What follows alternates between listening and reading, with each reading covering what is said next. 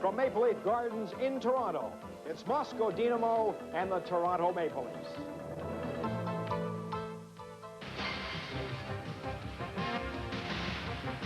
Molson's NHL Super Series 89 on CTV is brought to you by Molson Canadian, what beer's all about. By Petro-Canada, dealers and agents across Canada. By your local bottler of Coca-Cola Classic, you can't beat the real thing. And by Beeman's Chewing Gum. There's a whole new generation of hockey fans in Toronto getting their very first opportunity tonight to watch a Soviet hockey team live at Maple Leaf Gardens. Among those on hand, a couple of very interested spectators. NHL President John Ziegler on your right with the red bow tie, dressed for Happy New Year's Eve. And to his right, Alan Eagleson, the player boss. The first time Canadian players prepared here at the Gardens to meet the Soviets was the Team Canada training camp in 1972.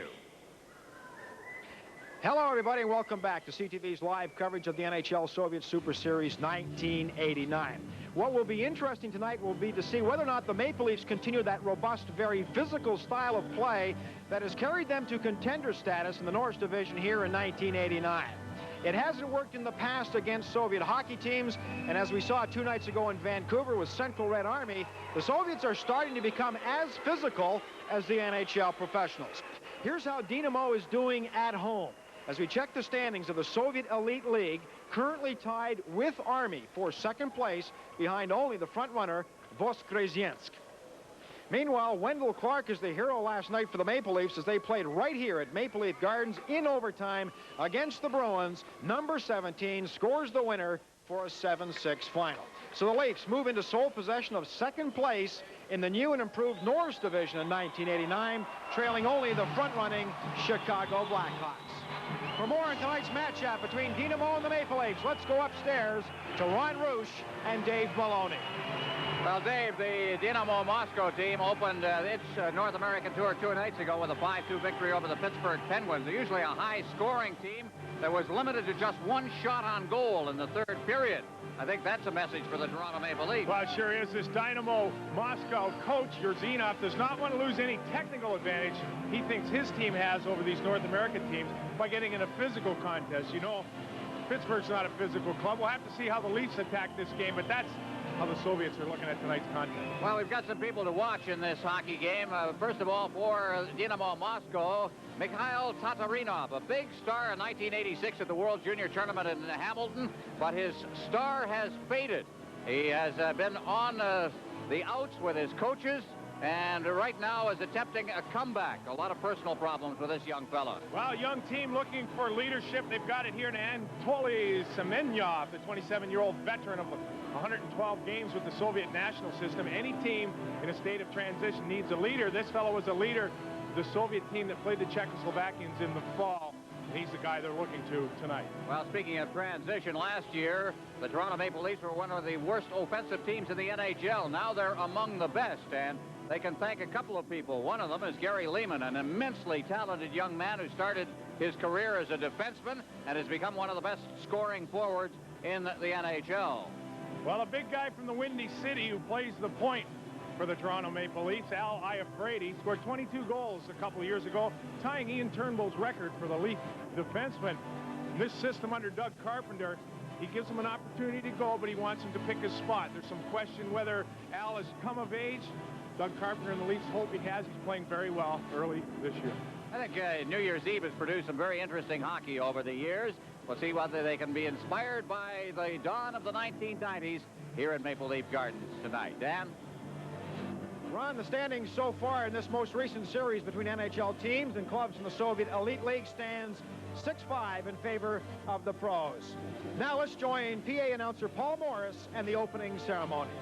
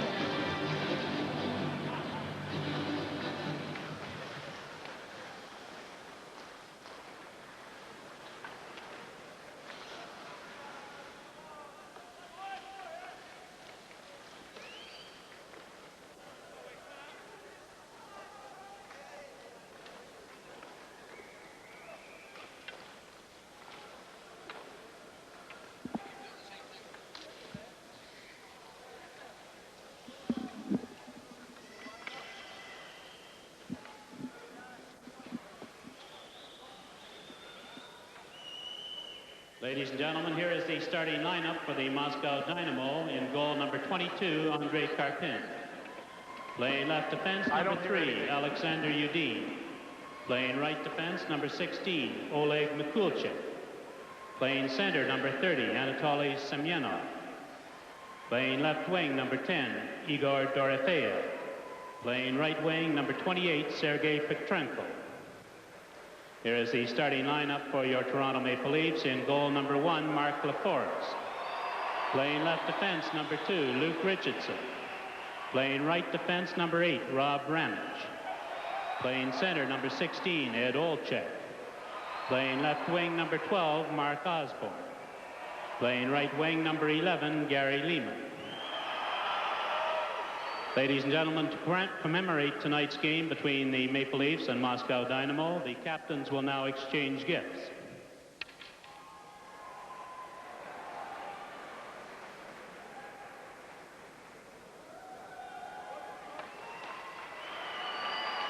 Ladies and gentlemen, will you please rise for the Soviet and Canadian national anthems?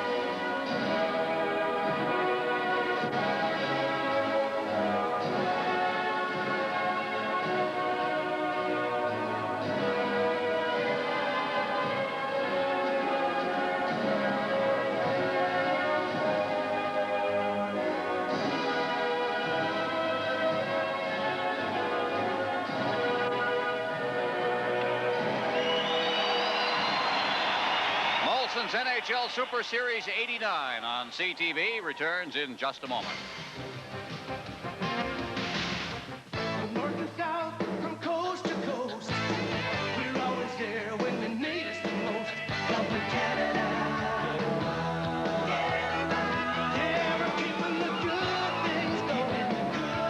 We're keeping the good things going. Hey, we're keeping the good things going. We're keeping the good. The people, the products, the service to help you get around. The time is right for winter fun. There's no other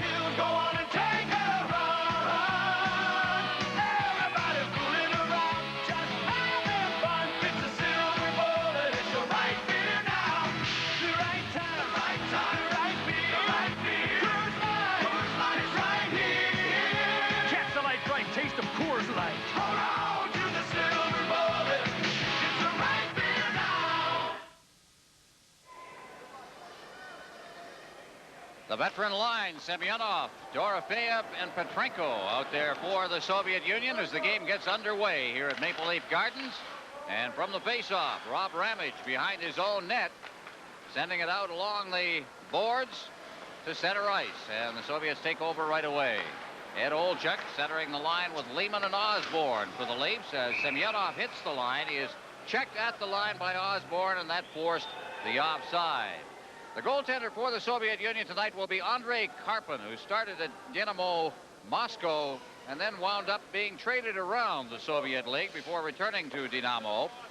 26-year-old, and here's Mark Laforest, who started the year in the minor leagues and now has become almost a mainstay here. He's played more minutes than any other goaltender in Toronto so far this 89-90 season.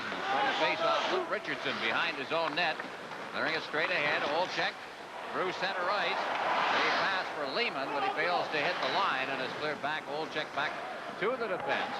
Richardson, number 2 for the Leafs, clearing it in. Karpin's out of his net, leaves it behind the net, but he cleared it right onto the stick of Osborne. Osborne with Richardson pitching in along the boards, being checked there also as Dorofeyev, one of the young players. Here's a shot that's wide of the net. A loose puck at the side of the net, and Uden is the one who clears it around to the far boards. Finally, it's control it, and then finally make changes. It's cleared back into the Soviet zone. Out they come. Uden dropping it back to his defense partner, Mikulchik. And at center ice, that's Leonov. He scored 2 goals against Pittsburgh. Now Pearson shooting it off the outside of the post. Wound up going all the way down the ice, hustling back there for the Soviets, but unable to control it was Yashin. Here come the Leafs once again. This is Tom Fergus in front. Here's the shot by Pearson. He scores! Scott Pearson on a pretty two-way break with Tom Fergus setting it up, and Pearson going to the backhand. Soviet defenseman Frolov is going to get caught pinching down, and this will create a 2-on-1 for the Leafs. Fergus just puts the puck across to Pearson. Watch, we catch it right as Pearson just comes across. But the play developed just inside the Soviet blue line. Frolov got caught low. So we take a look at young Scott Pearson, who puts the Leafs ahead here 1-0, but the Soviets make a mental mistake at their own blue line and give up a 2-on-1 here early. And the Leafs got to feel pretty good about that. Coming off the fireworks as we look at it looks like an equipment problem here for Karpin, the Soviet netminder. The old toe strap problem. Scott Pearson is first-round draft choice of the Leafs last year. There we go. And again, nothing terribly fancy. He just comes across in the backhand, and he almost missed that. He almost lost that puck in the goaltender Karpin's pads. But in the meantime, Soviets give up a 2-on-1 for a big part of the ice right through the neutral zone. And that old exploding toe strap usually happens when the game is close, not in the first shift. But it looks... Well, you say that's a well-worn set of pads there? I would think so. Those aren't the new lightweight pads by any means, but perhaps he will get a gift of those before he goes back to the Soviet Union. But in the meantime, the Leafs had a pretty explosive third period last night, beating Boston in overtime 7-6. I myself turned the game off when it was 6-2, thought it was over, and woke up this morning to find out that the Leafs had won in overtime. I think Doug Carpenter said that after the game, we were talking to him this morning, he says that if it had been another time, fans would have started to leave the building, but they're beginning to have a little faith in the Toronto offense. Well, I think, Ron, this club has a good nucleus, and Wendell Clark, how this man goes, the Leafs so go, as they say. He played only 15 games last year with a back problem, and boy, oh boy, when you start fooling around with the back of a young player such as Wendell Clark, the problem with Clark is that he has to be involved to play. And to get to the high level of his intensity, he has to play out there, go-get-'em type style, and that's going to hurt him physically. Well, last year the Leafs were tied with Quebec for last in goals in the NHL. This year they're in third place overall, and those two young fellas there, Olchuk and Lehman, are as much responsible for that as the return to form, I think, the slow return to form of Wendell Clark. They've got a good offensive team. They have to work on goaltending and defense now. But they're coming. I think if Carpenter's allowed to establish a system and given some time, he's got some talent in this club. Speaking of defensemen, that's Tom Kerber is back deep in his own zone. They made a big trade to get him. Clark couldn't handle it. Semak is over the line. And the shot comes in wide of the net from Kovalev. Now in the corner. And the Toronto Maple Leafs moving it to center ice. Marois shooting it in. Goaltender Andrei Karpov. There's Clark with some good contact on Glushenko. Deep inside the zone. Now Curran. Curran sliding it along the boards, but it's intercepted there by Tatarinov, and he gulps it down the ice right on LaForest in the Toronto net.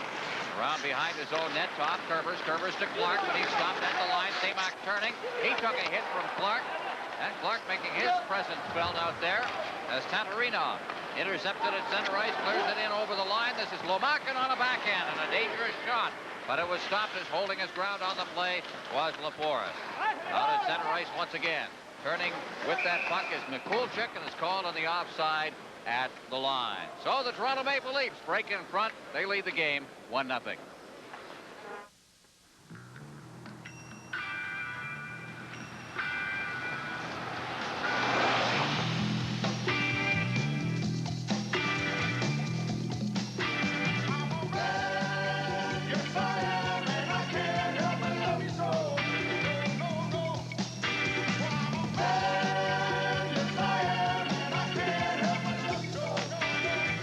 The best things in life don't change.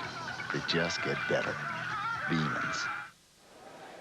Vladimir Yurtsinov. Last year you saw him as the head coach of Dinamo Riga. They promoted him back to Moscow, his home team actually. He played most of his career there, and he's taken over this team, and he's put them in tie for second place in the Soviet League standings. The puck is cleared down the ice into the Soviet zone, and back to get it for the Soviets is number 16, Mikulchik. He takes a check in there, and finally the puck is hoisted out to center ice where Luke Richardson takes over. Richardson ahead for John Kordic. He shoots it in. And Karpin out of the net. He leaves it there for Uden. Uden, one of the young defensemen on this team, and one they think is going to be a terrific hockey player over the years. Varyanov then drops it off. It's cleared ahead through center ice.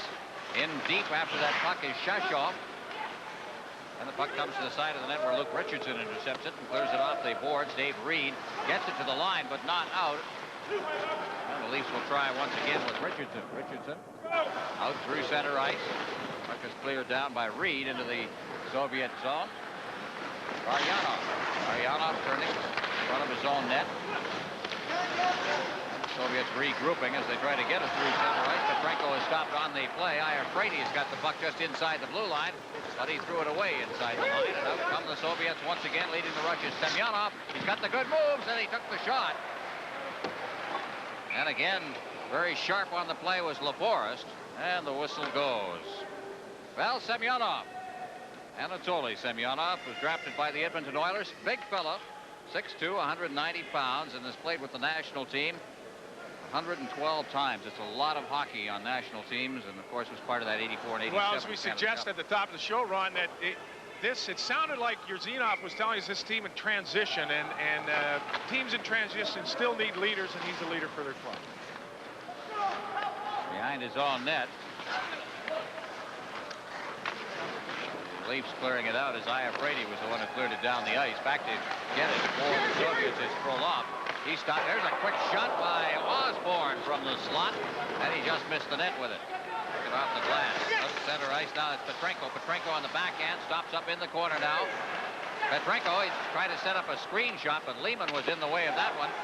Over on the far boards, Olchek reaches for it, and it's Iafrate who brings it out. He clears it to the line. Olchek moving in after that one is dropped. Osborne trying to slide it over to Lehman, and there's going to be a penalty called for hooking on the Soviets. Referee Dan Maruelli making the first call of the game. Are you sure this is going to work, Grandpa? Trust me, kiddo. And now, silver shovel, Michael. Grandma's fruitcake. Grandpa's magic pine cone. In 2 weeks, we should see something. Is it time, Grandpa? It's time.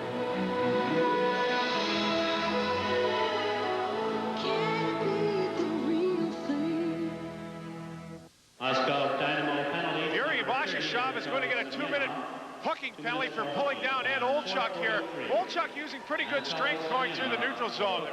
players come in off the right. Oh, it was Semenoff, I guess. I know he went over. Vlashikov had gone to the bench, and I know Marawelli went over to get him, but maybe that's the designated penalty sitter for the Soviets in the box. But in the meantime, the Leafs go on the power play. Well, Leonov got it out to center ice. Fergus has it there. Fergus dropping it back to his defense, and Rob Ramage supplies so much leadership for this team. Sends it to center ice for Franciscetti, clears it in. Carter out of the net, around the boards, but Ramage keeps it in against the boards. He's controlling it, back out, Fergus to the point to Ramage, back to Fergus in the corner. It slides up along the boards where Leonov knocks it down, and bringing it to center ice is Antipov. Antipov turned around on the play. Pearson has the goal in the game. They're back to the defense, now moving ahead with it is Fergus. Fergus with a great move at the line, getting set, he shoots, he scores! Tom Fergus picking the corner on Andre Carpenter, the goaltender, who was playing back, I would think, Dave, just a little bit in that crease. He was, but Tom Fergus is going to catch Tatarinov leaning forward flat-footed right here. He's leaning forward and he's flat-footed. There's nobody. Now he's back in the net. He's just going to roof it over the glove hand. Good shot by Fergus, but Tatter. So we take a look at Tom Fergus. Tom Fergus appreciates Carpenter's system. He thought before any system they had coming out of their end was banging the puck around the boards, and any offensive system was shooting it at the net. So in the meantime, he catches Tatarinov leaning forward flat-footed. Set duck. 2-0 Leafs. Power play goal. It came in short order as Semak has got it at center ice now. There's it to the line. Lomakin moving in deep. Lomakin, the center on this big line, and the whistle goes, and we're going to get a tripping penalty called on the Toronto Maple Leafs, who lead this hockey game 2-0. The referee is Dan Marawelli for this game. The linesman, Mike Civic, and Ron Finn. Daniel Marois, I believe, is going to get a hooking call away from the play for pulling down Komalov. Those are the types of penalties, I'm sure, during the season away from the play where it's really not a factor. The drive coach is crazy. But now we'll see the Soviets. In my impression here, the Soviets have not had the puck enough to show their technical skills. Well, one thing the coach said earlier today was we'll play our game as long as the Leafs will let us play our game. Sure. Obviously, Pittsburgh let them play their game 2 nights ago. The Leafs have been hitting right almost from moment one here. And they have seen that hitting in the physical part of their game produce itself on the scoreboard. Iafrate up along the boards. Iafrate with Reed getting that pass at center ice now. Reed getting around the defense. McColchuk on top of him. And puck wound up going harmlessly behind the net. Now the lead pass. At center ice, it's Kovalev. Kovalev trying to get set in front of the net. Iafrate with a good job reaching around behind him and hooking that puck away, and is cleared down the ice. Iafrate using his size and strength, and then people will look at Al Iafrate and drool over that, but we saw evidence of that pulling down, getting in position, pulling the puck away from the player. Before us clearing that puck off the board, Shashov is in the corner, gets it out to the blue line. The shot by Frolov, and it's wide of the net. Banged out over the blue line to center ice. Olczyk to Lehman. Lehman had to wait for Frolov to make a play, and then he stripped him of the puck. Out at center ice, they come once again. The Soviets still on the power play as the puck goes to the wing, and Zanarok takes a shot on the far boards. It's cleared to center ice by Gary Lehman and Voshikov. Voshikov to Frolov. Frolov tried to get organized, gave it to Zanarok. Zanarok shooting it in. And over to get it is Mark Osborne, but he can't contain it. Soviets in possession again. A weak shot taken by Zanarok that was deflected into the corner. And this is Ramage clearing it down the ice with 15 seconds remaining in the power play. Voshikov. He threw it up ahead for Varyanov. The line it comes. There's the shot off the shoulder taken by Dorofeyev, and he hangs on as LaForest. And we'll get a face-off deep in the Leaf zone with 2 seconds remaining in the power play. Well, there they are. League President John Ziegler and who knows, Alan Eagleson maybe. I'm not going to follow that up. Forget that angle. But in the meantime, Alan Eagleson certainly a factor and a force in international hockey. And John Ziegler making his appearance in his New Year's attire, red bow tie, but. Oh, you thought he'd wear a yellow bow tie. In all fairness, two factors or two personalities who are pretty pretty crucial to any advancement in international hockey. Leafs in for checking again as the puck is cleared into the corner by Wendell Clark. Clark has made about 4 hits in this game already. Only one way to play this game as far as he's concerned, bad back or not. Here's Clark again, an exhibition game or not. Out to Clark, there he was in front of the net. Puck just deflected away from him when he took a shot there. Dorofeyev now out at center ice. Fine young player. Dorofeyev dropping the puck off. Here's the quick shot taken by Semyonov, and it deflects up into the crowd. Toronto Maple Leafs leading Dinamo Moscow 2-0. The last time you got your film developed, how many saw this seal on their photo envelopes? Okay, all the eye did was pay attention. This is the Kodak Color Watch seal. It means a Kodak system checks the developing for great color. Color Watch seal, great color. No seal, who knows? So look for the seal, ask for the Kodak Color Watch system, and then, ha-ha, you're gonna thank me for it. Yes, indeed. Thank you. No, thank you. No, thank you. Well, it tells you an awful lot about the Toronto Maple Leafs. I suppose that would mean that somewhere in the averaging, they'll be about the 10th best team in the league. But boy, they can score the goals. They've got that part of their game going. Got to keep them out. That's right. We'll follow up with an interesting comment from the Soviet coach on how he viewed the Leafs when we get a chance here. They all saw the game last night. They couldn't believe it. They couldn't believe a team could come from that far back to win a game. That never happened. Almost never happened in the Soviet Union. Teams get behind, they usually quit, as they say. Leonov out at center ice now, feeding it ahead for Uden. Uden making the rush himself, and he's hauled down from behind. There's a quick shot and a good kick saved by goaltender Mark Laforis as Sergei Yashin let that shot go. And I believe we're going to get another penalty. Rob Ramage, I think Ron is going to get 2 for tripping. He gets beat at the blue line and has to reach in on Uden and pulls him down at the blue line. Uden makes a nice move in the neutral zone. Ramage gets beat, right? He gets beat on the first move and kind of has to reach. Puts a stick in between Uden's legs and pulls him down. The Soviets will go on their second power play. They certainly didn't show an awful lot in their first manpower advantage. From the face-off, the puck cleared around to Reed, who backhands it down the ice. Back to get it and falling as he tried to circle the net was Mikulchik, but covering up for him was Antipov. Back to Mikulchik. He'll start the rush. Mikulchik, number 16 for Dinamo Moscow. Hits the line, clears it off on the wing for Antipov, but he failed to get in. And is called for the face-off. Well, there's Antipov, the oldest member of this Soviet team at 30 years of age, which certainly doesn't seem old, but even in the NHL, a 30-year-old is considered on the long of tooth, as they say. It's interesting as this game gets going. I couldn't help but think as the Yurzinov was talking today, he sounded like he had a lot more skilled team than he had with Riga.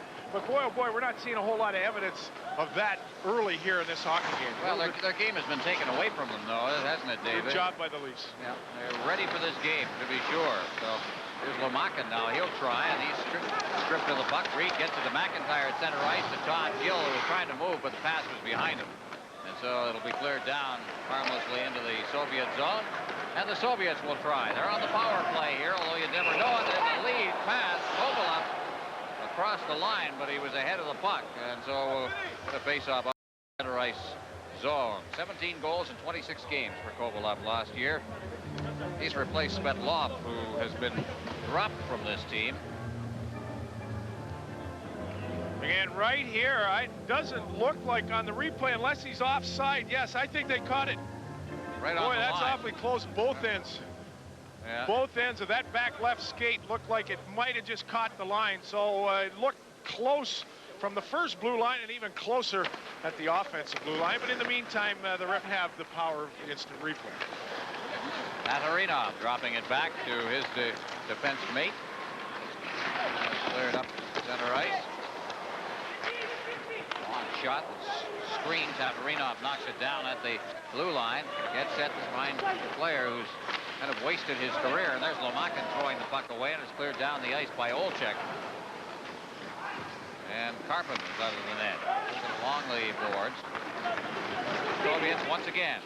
Through center ice, Semak. Semak can't get that return pass. Kovalov will try now. Back to Tatarinov. Tatarinov Ahead, Lomakin. Lomakin.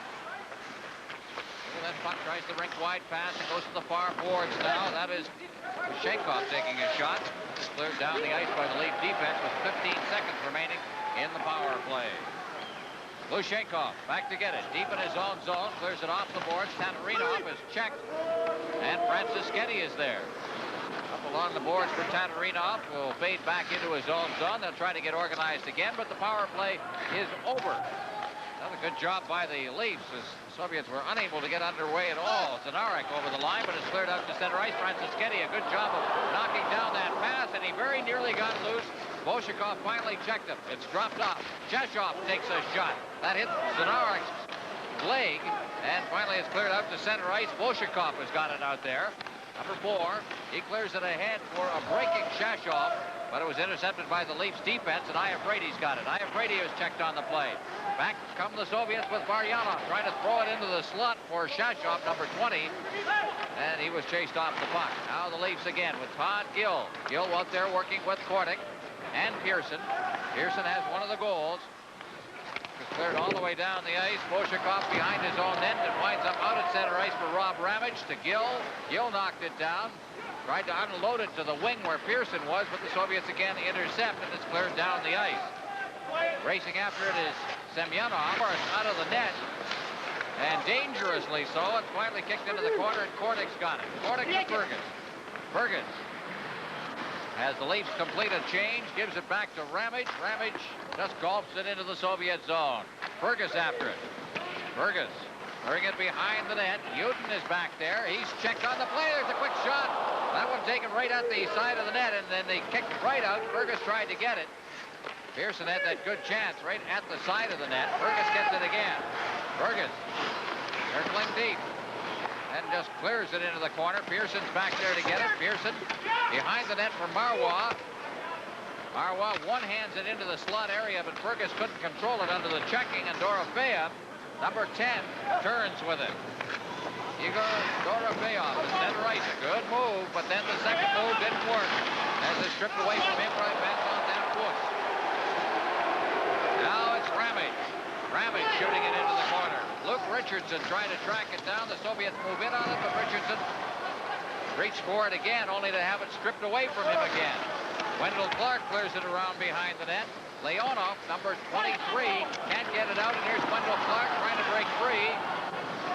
He stops. Semyonov then turns and shoots it back in again. Long time between whistles here. And finally the whistle. Whistle went, at least we heard a whistle. 6 minutes without a whistle is what's happened here now, as Ramage shoots it in. Lehman can't reach that pass. Lushenkov behind his net. He's checked by Lehman. And the Soviets again. Out at center ice, that's Yashin. He's checked right at the line. Back to get it is Danfus. Danfus turning, shooting it to center ice. It goes right past Lehman and all the way down into the Soviet zone. Back to get it is Tatarinov. Tatarinov up along the boards. He shoots it down the ice.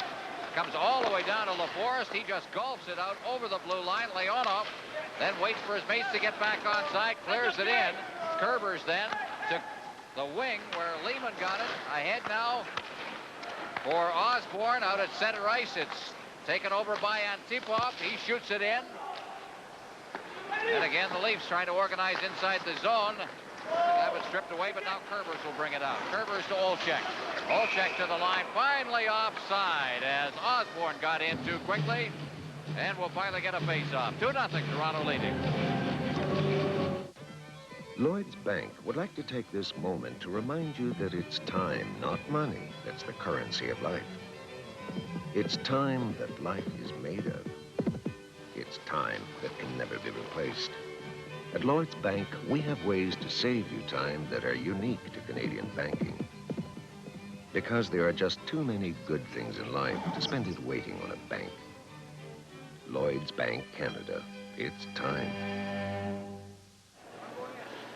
Well, they tell us Stéphane Pissé was the star of that game. A 3-3 tie. Bissett, Quebec draft choice, as Canada and Finland at the World Junior Championship in a 3-3 tie today.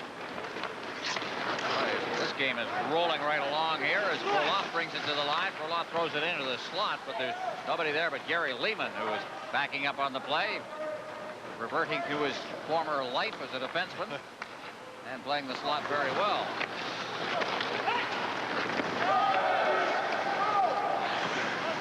Back near his line for the Soviets is Semak, number 27.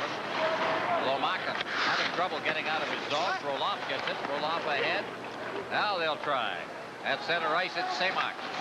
Semak ducks around Todd Gill's check. Semak moves in. He's checked at the side of the net by Iafrate.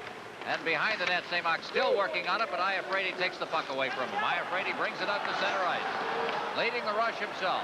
Iafrate to the line, and he's knocked over as he tried to go for the net. Puck was headed that way, but Frolov got a piece of him. Soviets back again. Semak to the line. Semak is checked right at the line, and that threw Kovalov on. Get a face-off. Toronto leading the game 2-0.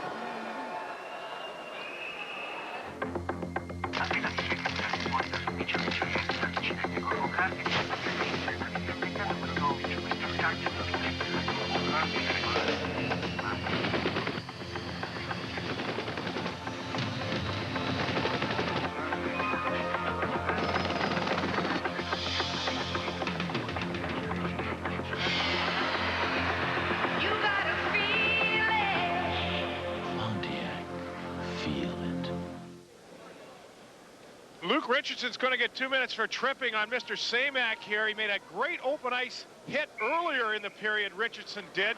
Had him lined up, but Semak made one little extra move, and Richardson had to pull his feet out and stop him.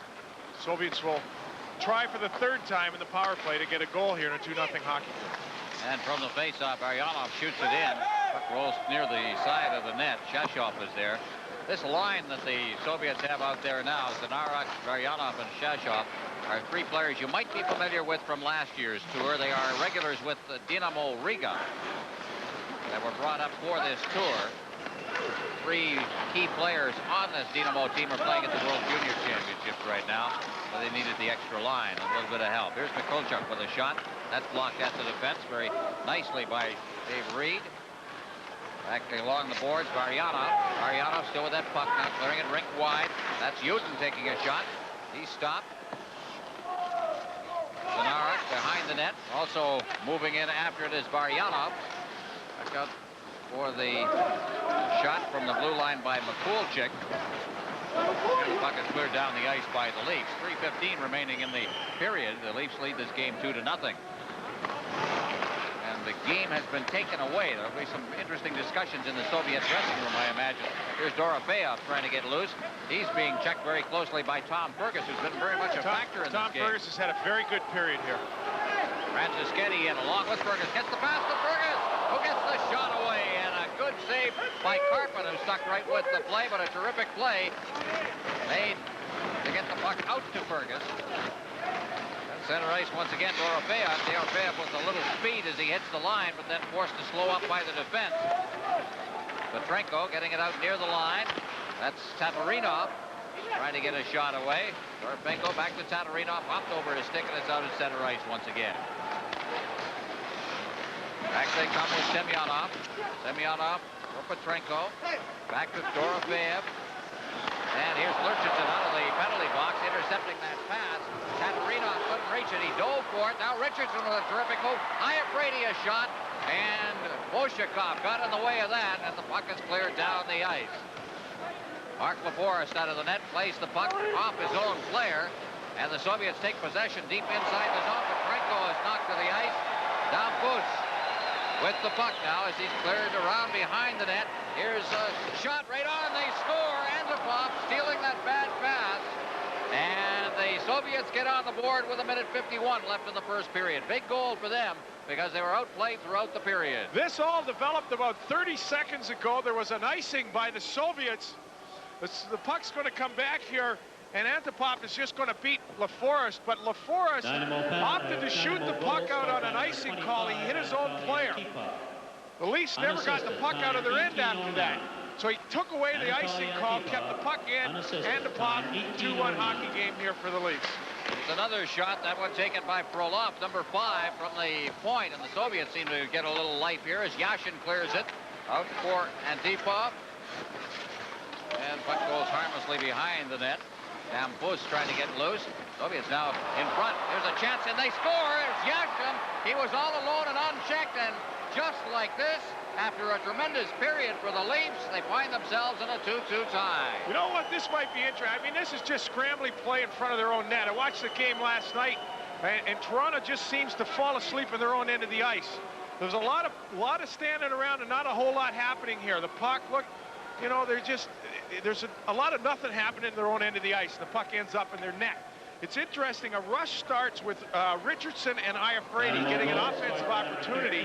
They dump the puck down. LaForest can't get it out of his own end. They score. Now they run around a little bit in their own end, don't do anything. It's a 2-2 hockey game. Well, we saw that stat. They score a lot, they give up a lot, and that's nothing dull about the Toronto Maple Leafs. That is for sure.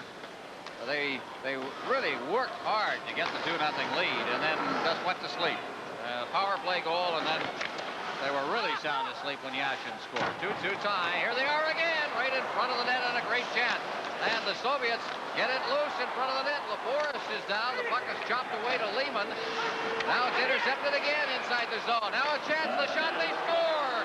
Andrei Lomakin has given the Soviets the lead. What a shocking sequence of developments here with a 3 goals scored in just over a minute. Well, I must confess I'm not used to watching the Toronto Maple Leafs, but again, just too many mistakes in their own end of the ice. Richardson, they're just kind of running around and not doing anything. Loman is going to get a actually that is yes, it's Lomakin that's going to score the goal. But as we suggest early in the period, the Leafs are bumping. They were getting on top of the puck. They seem to have the puck more, and now they just seem to kind of pack the last 5 minutes in. It's a 3-2 hockey game. 19 minutes each. Boy, poor old Doug Carpenter. It's another one of his nights, and he thought they got out of the gates pretty good here. What do they say? It's the same old song. Well, the one thing about Doug, he'll get the things straightened out. He's a terrific coach, and that's the way. Now here comes Fergus along with Pearson. It's been the best line for the Leafs. The shot is deflected wide of the net by Carpenter. Out near the line, puck chops over the stick of Al Iafrate. He drops it off for Todd Gill. Gill shooting it rink wide. Or at least over the line is Francischetti behind the net now. Also working in there is Pearson. Fergus clearing it out, but nobody at the point at that position, and Todd Gill goes back for it. 22 seconds remaining in the period as Gill seeks refuge behind his own net. And now we'll start out. Gives it to his defense partner, Iafrate. Back to Gill. Stop center ice. Now there they come again, the Soviets, with Maryanov leading the rush. He clears it in front, and just mishandling it was Zanarek. He had another chance. All right, so first period over, and the Soviets lead Toronto 3-2. We love this game forever. Play to win right from the start. But what's the use in winning? Our friends are torn apart. There's nothing halfway about it. That's always been our call. It says it all. Well, the Toronto Maple Leafs had a 2-0 lead in this game, and then 3 quick ones make it 3-2 for the Dinaмо Moscow, but certainly the prettiest goal of the period right here. He gets us a Soviet defenseman leaning and flat-footed. Tom Fergus, a very good puck handler. He goes in, looks to the right, maybe to throw the goaltender off, and then just roofs it, beats him glove side. Looks to the right. Prettiest goal of the period.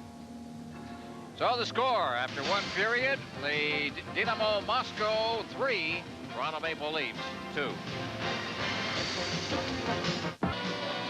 Well, there's the story on this first period. The Leafs scored the first 2 goals of the game. The second one on a power play. Tom Fergus getting that goal. But then the comeback started. 3 goals in 51 seconds.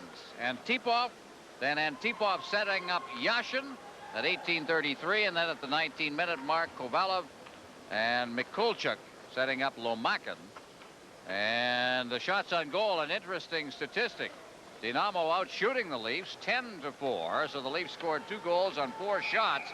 But Dinamo in the late stages came on to take over the game. I don't know if that's Don Maloney, but he's supposed to be at the odd in Buffalo. But although things are going pretty well for Don, the Islanders, I don't suspect he should be hiding. Perhaps that should be me hiding behind that mask. But in the meantime, it's interesting. You know, the Red Army team played on Friday night in Vancouver and just really never gave the Canucks an opportunity. They just took it to Vancouver, and Vancouver was never in the hockey game. Unlike tonight, early, as you suggest, Ron, the Leafs come out banging and controlled a lot of the play and then gave it all back in the last 51 seconds. So if all stands to reason, the outcome of this game lies in the Leaf hands. Well, it's a question of discipline, and they obviously at times the discipline breaks down. It was interesting too. We asked Yurzinov, the coach of Dinamo, today his impressions of last night's game.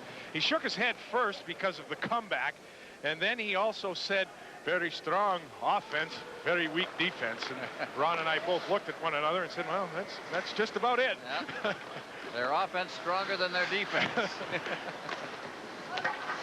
Osborne deep inside the zone to Olczyk. Olczyk trying to get it in front for Lehman, and it's intercepted, and out come the Soviets. Leading the way is Semyonov. He got to the line and no further, and the Leafs are starting off this period very much the way they started the game off, with a quick shot by Olczyk. And goaltender Andrei Karpin makes the save. By the way, Karpin is basically the backup goaltender with Dinamo Moscow. Their main man is Vladimir Mushkin. Remember him from the Challenge Cup? The blonde-headed Mushkin. There's the save by Karpin. Olczyk just advances the puck to the net. I'm not sure that puck was going to hit the net. Speak of Mushkin, he's been around an awful long time, 34 years old. He's got some injury problems early in the year, and the reason why they're not using him at this particular moment. They tried a little crisscross play at the line, but Yashin couldn't catch up to the puck. Now Leonov hits it over the line to Antipov to the far side, where the shot comes in from Bolshakov. Checking up against the boards is Luke Richardson, trying to hold it in there. Puck comes behind the net. That's Yashin again. Yashin checked off the puck. Olczyk. Ramage working. It's it behind the net. Mark Osborne. Osborne, number 12 for the Leafs. Ahead for Richardson. Richardson deep in his own zone. Just dishes it off there for Richardson. Richardson long lead pass. Intercepted by Frolov to Yashin. Yashin looking for that man in front. Osborne went down as he went reaching for that puck. That goes to Leonov again. Over now. Here's Frolov moving in. He shoots. He hit the side of the net. Had a clear path to the net, but his angle got worse as he got closer to it, and eventually he was forced to hit the net. Bolshakov ahead for Frolov. Frolov with that pass rink wide to Antipov. He shoots it in. Laforest out of the net. Laforest the boards. Francischetti. Ramage. Ramage just golfs it out past Frolov to center ice. Turning is Tatarinov. Tatarinov ahead. Lomakin's over the line. Gets through, shoots, and just shot it wide. Good play by Lomakin, and he was hauled down as he got past the defense. And Lomakin has drawn a penalty, but a good effort by Lomakin. Lomakin showing that good Soviet first step. He gets the puck through the offensive line here and shows a good jump in that first 1 or 2 steps. And Rob Ramage, who started the period, now is at the tail end of a 2-minute shift. But again, Lomakin creates the penalty by a real good first 2 steps at the offensive blue line. Well, Todd Gill lines up the fellow who actually got the hook on. There was a little bit of a skate got in underneath Lomakin. Maybe from the other side, I guess. So we shouldn't chastise Rob Ramage for staying out too long and drawing a penalty. But in the meantime, Todd Gill will spend 2 minutes in the penalty box for tripping. You're wondering about the crowd here at Maple Leaf Gardens tonight. It's about, I would say, 6,000, with maybe generous in that.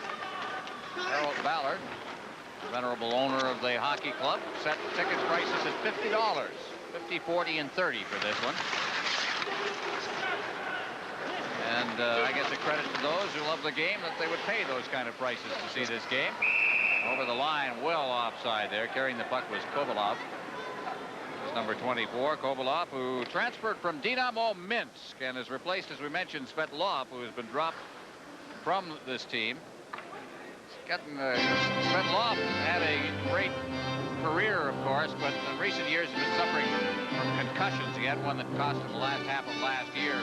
So Kovalov has taken over. And Svetlov, it sounded like Yersinov, the coach, was suggesting that as a result of the concussions, he's just never got back in condition, or the condition that they expected of athletes. Circling back inside his own blue line, that's Varyanov, number 12. Bringing it out is Glushenkov. Center ice, Varyanov then gets it off to the wing. Shashov shooting it in. Tracking it down on the far boards, Varyanov, but it comes out to center ice. In the center ice zone, Glushenkov gets a return pass. Soviets will move it around in their own zone, try to set up a way through the center zone. Tatarinov sent it up there, but it was intercepted again. The Leafs tightening up in the neutral zone. Varyanov now will try. He overskated it, got it again, and once again, Dinamo having trouble getting its game underway here. Over the line, that's Shashov. He's checked. Curran in there. Curran working with Herbers as a defensive pairing for the Toronto Maple Leafs. Behind the net now, here's Shashov trying to set up, but he was quickly checked. Jumping right in on him was Fergus. Boy, if you're going to pick a star for the Leafs in this game so far, it's Tom Fergus. The Soviets thought at all adverse to putting someone in front of the net on the power play. It's interesting when you consider, you know, with more of their finesse, I think, is what you'd expect from their power play. But this particular club will put a man or two in front of the net on the power play. Over the line they come once again. Zanarik around behind the net, being chased on the play by Luke Richardson. Threw it out in front. Close call there. Now at center ice once again, Reed. Reed had it stripped away from him, and Dorofeyev comes back, and McIntyre will go back along with goaltender Mark Laforce. Laforce steps out and then cleared it along the boards for Ramage. Ramage one-handing it to the line, out to center ice. Ramage still with that puck as he gave it to Gill. For the Soviets, that's Semyonov.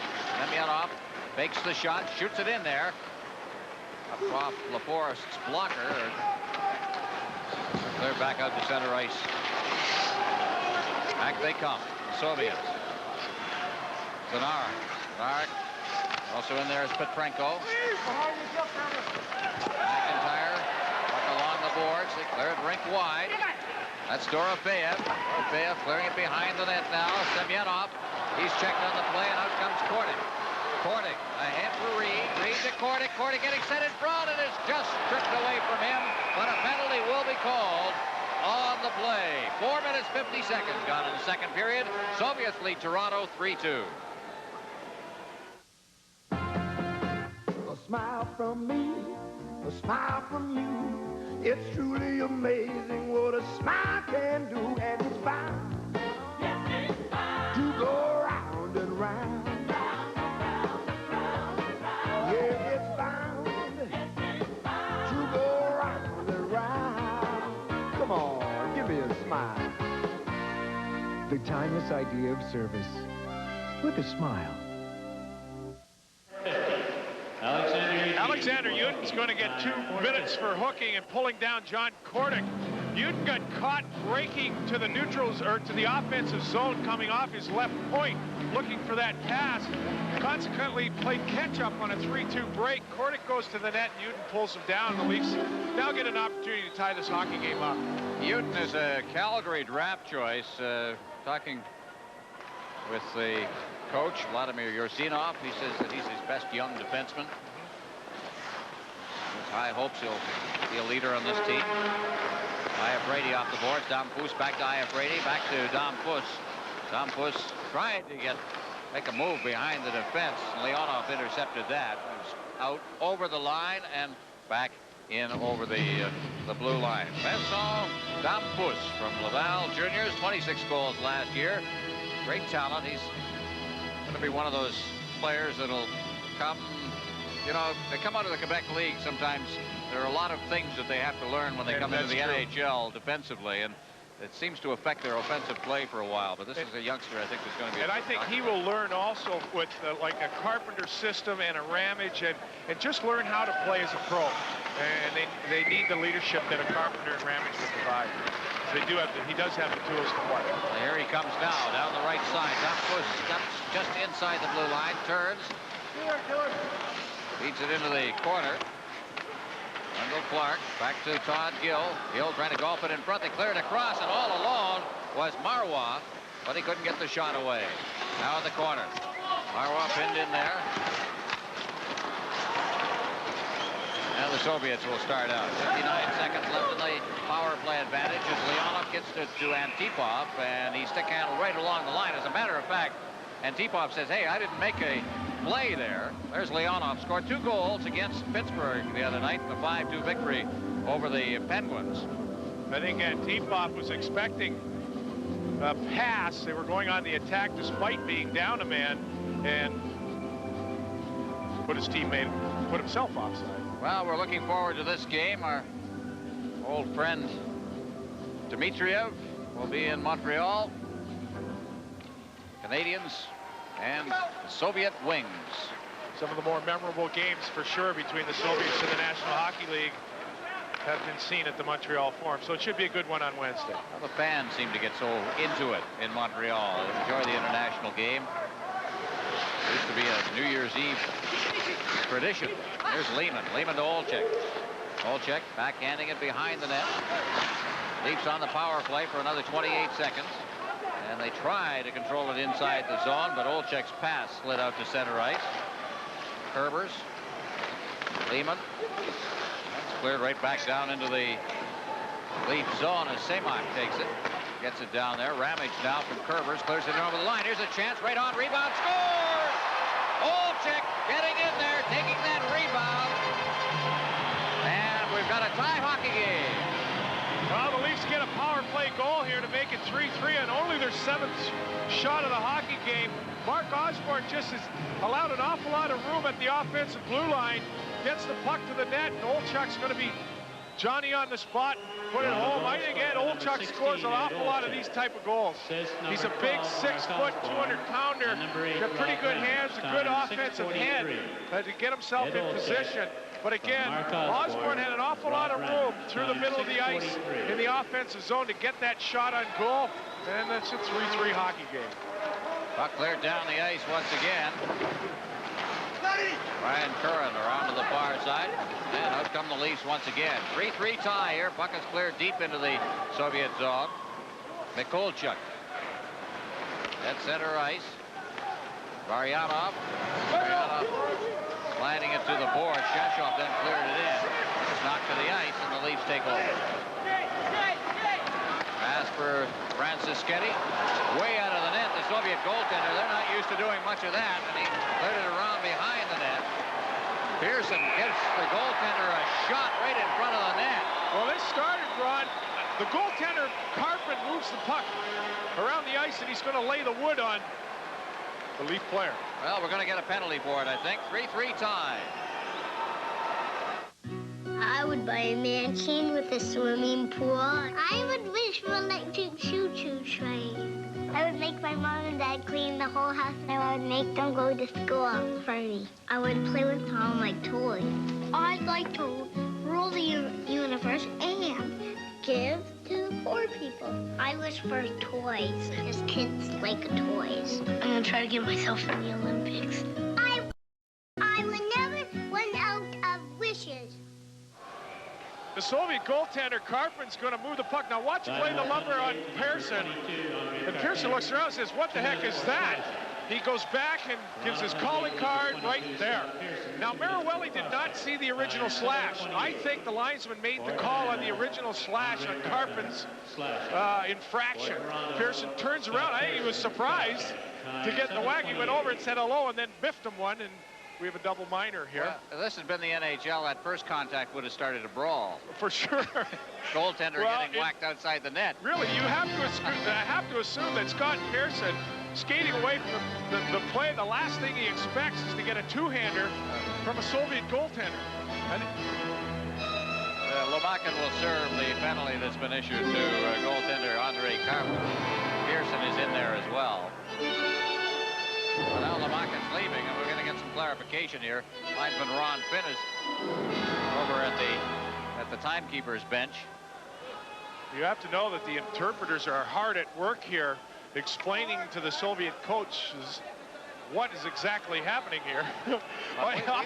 And they may not be for the confusion that seems to reign here.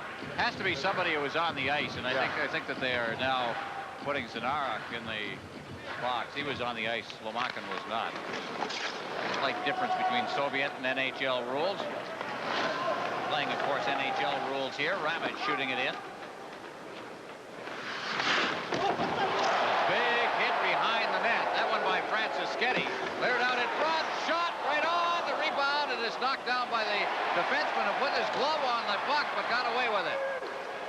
Defenseman had his back to the line, or the official Maruelli. Francis Sketty just got a penalty for upending the Soviet player. The Soviets go down the ice. It's called Francis Sketty, a retaliation-style penalty. 7:58 gone in the period, a 3-3 tie.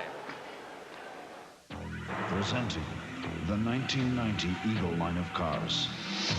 The new Talon. The new Summit. The 1990 Premiere. 1990 Eagle. The way they're put together sets them apart. At your Jeep and Eagle dealer. You know, you can get a little excited sometimes. Francis Sketty did with a hit and then the penalty. Here's the shot. We'll get a chance to see that in a moment. But from the face-off, up near the blue line now, it's Mikulchik trying to shoot it in there. A good pass across the ice, and there's a quick shot at the side of the net. And LaForest very, very alert at the side of the net. A good play all the way around. A long pass out to the point, and then the play at the side of the net. In the warm-up, Lou Franchisetti is going to get this penalty, tripping again away from the play. After the puck goes up ice, and he can't get away from that. He creates a good offensive opportunity for Mark Osborne by good old Canadian-style hockey. Just taking the man off the puck. Osborne got a good offensive chance off of Francichetti's hit. That was power play underway. There's a bad pass right at the line that was intercepted by McIntyre, and Dorofeyev back inside his own zone. Mikulchik's number 16. 16. Dorofeyev then gets it out to center ice. Semyonov then going for the net. Tried to split the defense, but he's taken right out of the play by Brady. Now left there near the line now. Shot by Uden right on, and the rebound bounces off near the boards and is backhanded out to center ice. Petrenko trying to hold it, but this is Reed. Reed with Brady. Reed going in, gets set, shoots. Good save by Carpenter, stuck right with him. And it's cleared out to center ice, and Gills got it. Gills, Brady. Brady just golfing it down into the Soviet zone and deflected off Mikulchuk's stick and went right to Carpenter. And he had to hold on to it with a bouncing puck. 52 seconds left in the power play. Dave Reed, it's a good offensive opportunity, killing the penalty. He's going to put his big arms out there and use his body to shield the Soviet defenseman away. Look how far away that puck is from the Soviet defenseman. And then he just pulls it up and kind of runs out of room. You get a little too far to the left, but a good usage of a big body to keep that puck as far away from the Soviet defender as possible. Spent 5 years in the Boston system, second year here with the Leafs. Not known for any offensive prowess, but in the meantime, a role player that will contribute on a team as it gets better. Well, we got some problems with the ice down in front of the Soviet goal, which apparently has been rectified. And we're set to go here. 10:54 left in the second period. A 3-3 tie. An interesting kind of a hockey game. It's had a bit of an ebb and a flow to it. When Toronto has wanted to take the game away from Dinámo, they've been able to do it. They have controlled their destiny by doing that. They seem to be the determining factor on what happens in this hockey game. Roloff now from deep in his own zone. Works it through center ice. Moshikov in over the line. Clear it rink wide. That's Roloff getting it. Now on the far boards, Antipov clears it to the side of the net now. A chance here for Leonov. He threw it in front. And the loose puck is cleared away. Curran getting on top of that puck and getting it down the ice. Bolshakov. That's Leonov. Yashin clears it in. And Curran's got it. Curran being hounded in there by Leonov. Curran having a lot of trouble as they finally double team him, and Yashin comes up with it up along the boards, but Frolov can't reach that one, and it's flipped out to center ice once again. Olczyk trying to get loose. Olczyk giving chase is Bolshakov. He drops it back for Lehman. Lehman around the net, shoots it. And a very alert pad save there by Carpin, who had to reach back. Bolshakov clears it down into the Leaf zone. Richardson to Marois. Center ice now to Domfus. Domfus to Marois to Domfus. Domfus moving in. Gets set. Shoots right on. And the rebound by Carpin is covered up with Marois right on the doorstep. Still a 3-3 tie. Toronto and Dinamo Moscow. Are you sure this is going to work, Grandpa? Trust me, kiddo. And now, silver shovel. Thank you. Grandma's fruitcake. Grandpa's magic pine cone. In 2 weeks, we should see something. Is it time, Grandpa? It's time.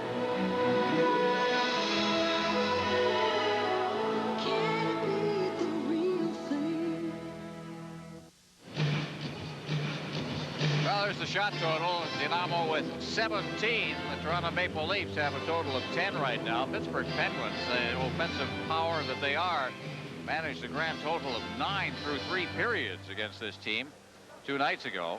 1 in the 3rd period, which is a shocking. Well, without turn. seeing that hockey game, I would suggest that Pittsburgh just went through the motions, and that has been a factor in the NHL games that they play that maybe why they are where they are in the Patrick division.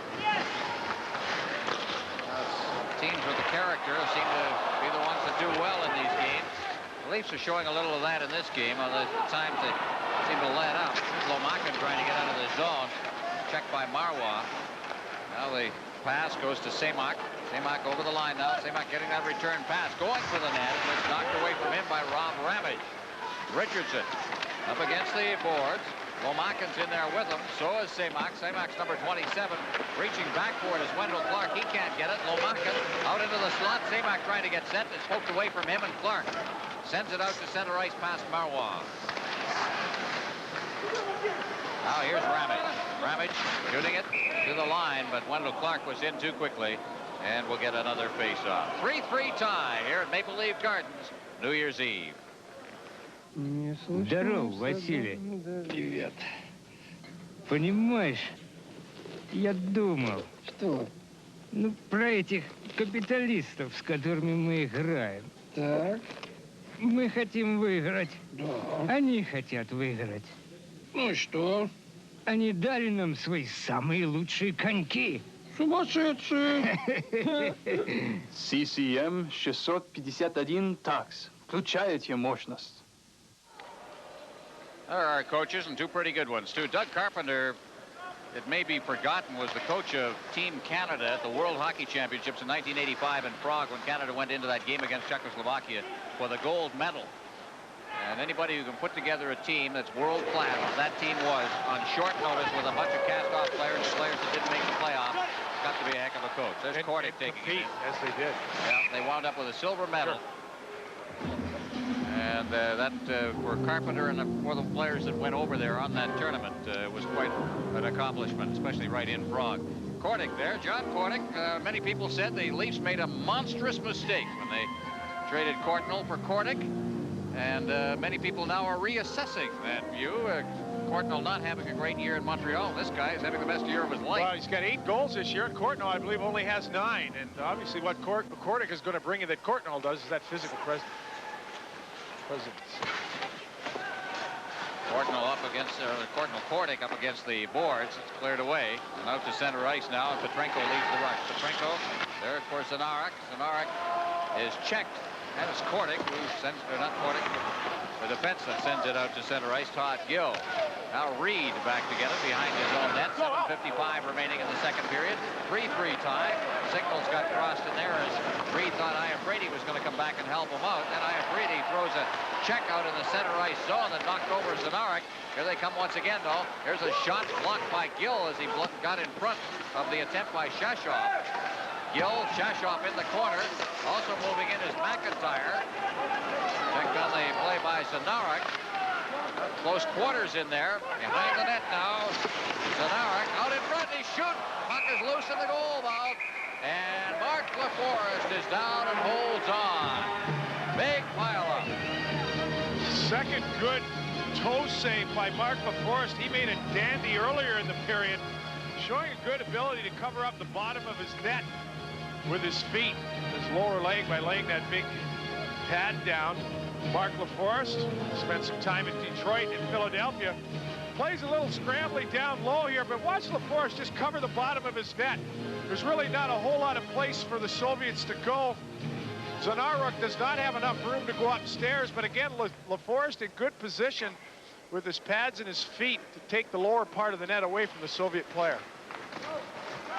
Back behind the net now for the Ливз. Curvers now getting it out to center ice. Lou Francischetti gets in over the line. Francischetti ahead for Kerber. Stops up, clears it in front. Great pass shot. Hit the post.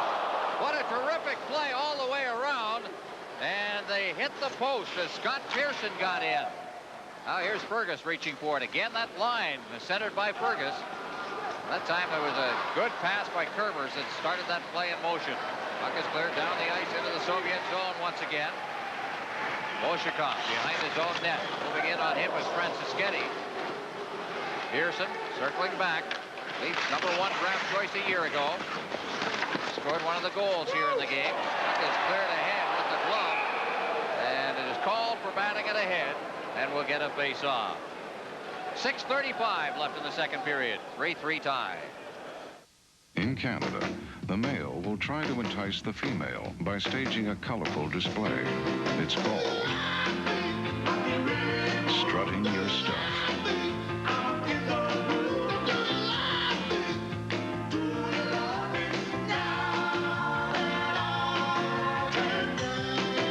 Molson Canadian, the clean, cold taste of a genuine Canadian beer. What beer's all about. Frolov, the Soviet defenseman, is going to give the old hike right here on the day when the NFL is in playoffs. He should probably be called, but in the meantime, that goes to his teammate in the NHL. That is not a stoppage of play. He advanced it in his defensive zone to a teammate. Play continues. Well, I thought for a second there he might have been called for putting his hand around the puck, you know, and gloving the puck, but that's a penalty. So, yeah, you're right. That's legal now. You're allowed to pass the hand pass in your defensive zone. So here, fighting off a check is Yashin.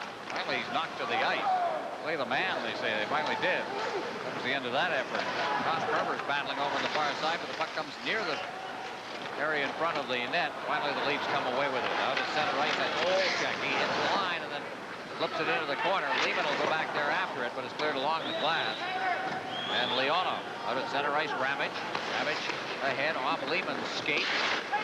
Lehman now with a little bit of a pass, and the whistle goes, called on the offside as Olczyk went down right at the blue line. It seems they've had a little bit of problems with the ice. I know in front of the Soviet goal here, they fixed the ice a couple of times. The puck seems to be bouncing an awful lot. Olczyk here is going to come to the offensive blue line and again lose an edge. Right there. It's the paint. It looks like that paint maybe a hair higher than the ice that knocked Eddie Olczyk's feet out. But in the meantime, it seems to me they're having a little bit of trouble with the ice. The puck seems to be bouncing a little more than I've seen in the games in Calgary, Edmonton, and Vancouver. McCoolchuk clearing it out to center ice, at least with a little speed, or at least the Soviet score. I was about to say they had tremendous speed going down the wing, and Semak did. He's noted for it, and he winds up getting a goal right through the pads of LaForest. Well, this is, you can say speed or whatever, but in the meantime, Mark LaForest has to make this save. He's coming down. He gets Richardson a little off balance there before he can get those feet turned. In the meantime, this puck's got to be stopped. Assist number 9. He's just got to stop that puck. I mean, Samak gets a full head of steam, gets Richardson a little off balance, but in the meantime, you've got a goaltender there that's got to make that save. 4-3 Soviets. Oh, Samak gets the goal. 14:28, the time of the goal. From the face-off, it's cleared down. Kovalov, 4-3. Soviets lead. Samak still out there. Puck is cleared ahead and down deep into the Soviet zone. That's Mikulchuk back there, but it's called. And we'll have an icing call on the face-off back down in the Leaf zone. I know the Leafs are looking as we take a look at the Soviet bench. Samak, the 4th goal scorer. Richardson has a little trouble moving his feet, but there's really no trouble. I mean, that's why the goaltender, I mean, he has a little trouble getting over, making that cross step. But in the meantime, the club is not in any danger because of a little error that he's made. LaForest, again, he's got to make that save. I know the Leafs are looking for that goaltender, and LaForest has played well. But again, the goaltenders, it's not so much the saves that they make, it's that one that he lets in that kills the hockey. Earlier in the year, Dr. Carpenter saying, you know, you can just almost see a team sag on the bench when a goal like that goes in, and they've had a few like that this year. But you don't want to blame goaltending alone on this team, because the defense can do some things to the goaltenders, too. There have been some rough nights in that area where goaltenders kind of saved this club. Early in the game last night, for instance, Bester had to make some very, very big saves against the Bruins. It might have been a lot worse than it was when the Leafs started to make their comeback. That's Wendell Clark with the puck near the line. Clark backhanding it towards the net, but it knocked down at the defense by Voshikov. He gets it out over the blue line, and Varyanov then circles.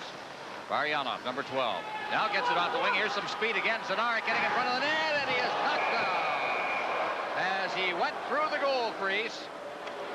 And we're going to get another penalty.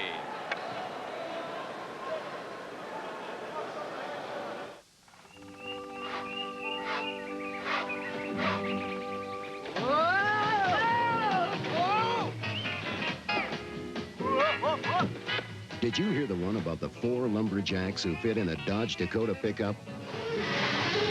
Or are we stretching your imagination? The new Dakota SE Club Cab. Now available in your neck of the woods.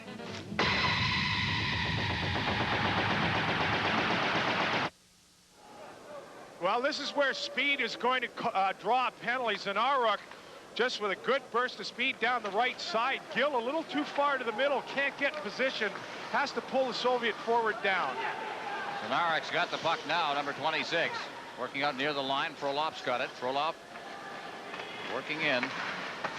He is checked, gets the puck again, but then can't control it, and it's cleared down the ice by Tom Kerbers. Back to get it for the Soviets. That's Yuri Voshikov, number 4. Checking McIntyre, but he dropped the puck off for Frolov. Center ice, the Soviets bring it in. Shashov intercepted. Reed is there. But turning with that puck is Frolov. Frolov clearing it right onto the stick of Curran, and Curran gets it out to center ice. Back is Voshikov. Frolov, Voshikov. Leafs are making a change. Varyanov clearing it in now. Here's a chance for Dorofeyev. Dorofeyev, good moves. Nice pair of moves on Francisketti, and then he let a bullet go, but he missed the net with it.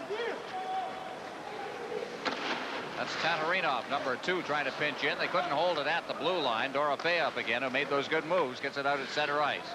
Leaves it for Lushenkov. Lushenkov gets a return pass, and they start out with Dorofeyev leading the rush. This fine young player, Dorofeyev, clearing it off to the wing now. He goes to the net, and he's all alone in front of the net. They couldn't get the puck to him. Finally did late with a high flip shot that was handled by LaForest and covers up. Dorofeyev, who Soviet coaches feel is the best young forward they have in their hockey club, showing some good skills here, high in the offensive zone. Makes a good move here on Francisketti, who gets out of position. He's going to let a bullet go over the top of the net. Boy, if that hits the net, there's a good chance that that goes in the net. Yeah, it'll take LaForest in with it. We're seeing more evidence of the Soviet speed now, taking advantage of a little slower Leaf blue line. Tatarinov from the blue line on this side for Glushenkov. 26 seconds left in the power play. Tatarinov shot and it is deflected wide. There was Dorofeyev at the side of the net, but he deflected it wide. I think the puck just hit Dorofeyev. Glushenkov now behind his own net. Frantischetti moving into forecheck, but Lomakin is the one who gets the pass. He's in center ice zone. Clears it for Semyonov. Semyonov is knocked down, but got the pass away to Tatarinov into the corner. So out to the point for Glushenkov. The shot is wide of the net. Back out near the point. Here's Tatarinov. A backhand pass. Dorofenko over now. Glushenkov. Glushenkov's shot is wide. Tatarinov knocks it down at the blue line. Gets it. Feed for Glushenkov. Glushenkov with the shot. That's deflected by Ramage's stick behind the net. Moving after it is Lomakin. Behind the net, Lomakin. And against the boards for Tatarinov. Tatarinov in front of the net now. Quick shot that was blocked again at the defense. And Fergus brings it out. Fergus at center ice. Fergus still with that puck. Fergus over the line offside. Frantischetti got in too quickly. So with 1:38 remaining here in the second period, the Soviets leading 4-3. Once again, here's Dan Matheson. Ron, we'd like to invite everyone at home to stay with us for the second intermission. We will talk live in the studio with the Leafs defenseman, captain Rob Ramage, and we'll look back on some of the highlights of international hockey over the past 10 years.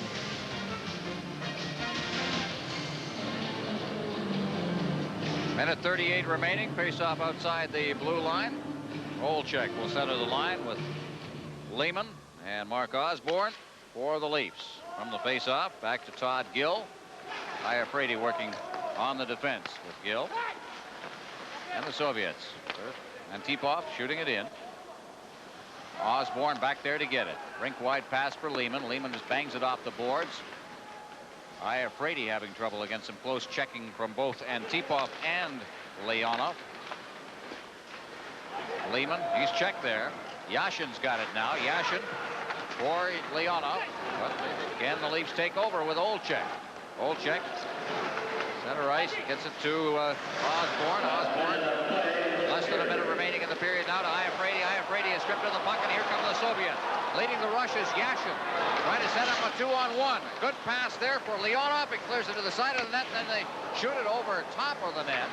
So what was a 2-on-1 very quickly through the efforts of the Leafs to get back finally became a non-play. Here's Lehman getting in. He's checked from behind. Out at center ice once again. Yashin off Osborne's stick. It's cleared in. Yashin with no speed goes in after it, but out of the net is LaForest. Clears it around the net. What took a bad bounce off the boards, but the Leafs maintain possession as Osborne gets it in the center ice zone. Back again come the Soviets again. Here's a shot right on. And again, LaForest, who elects to step out and clear it down the ice himself. Going back for it is Bolshakov. Bolshakov takes a hit from McIntyre and then gets some help. Along the boards, Semak as the horn goes to end the second period.